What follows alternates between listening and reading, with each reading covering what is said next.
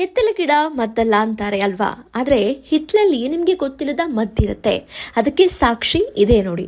ಈ ಗಿಡವನ್ನ ಸದಾಪ್ ಅಥವಾ ನಾಗದಳಿ ಅಂತ ಕರೀತಾರೆ. ಮನೆಯಲ್ಲಿ ಮಗು ಇರೋರಿಗೆ ಈ ಎಲೆ ಅಥವಾ ಗಿಡದ ಬಗ್ಗೆ ಗೊತ್ತೇ ಇರುತ್ತೆ. ಗೊತ್ತಿಲ್ಲದವರಿಗೆ ಇಲ್ಲಿದೆ ಒಂದು ಚಿಕ್ಕ ಪರಿಚಯ.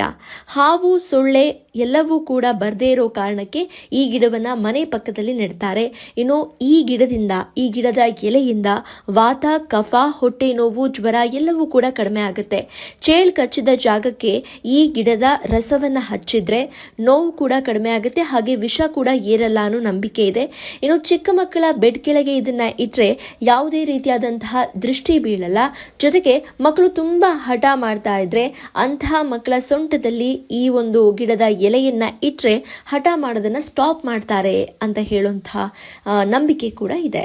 ನಮ್ಮ ವಿಜಯವಾಹಿನಿ ನ್ಯೂಸ್ ಚಾನೆಲ್ನಲ್ಲಿ ಪ್ರಮೋಷನ್, ಜಾಹೀರಾತು, ಅಡ್ವರ್ಟೈಸ್ಮೆಂಟ್ ನೀಡಲು ಸಂಪರ್ಕಿಸಿ 9535808456.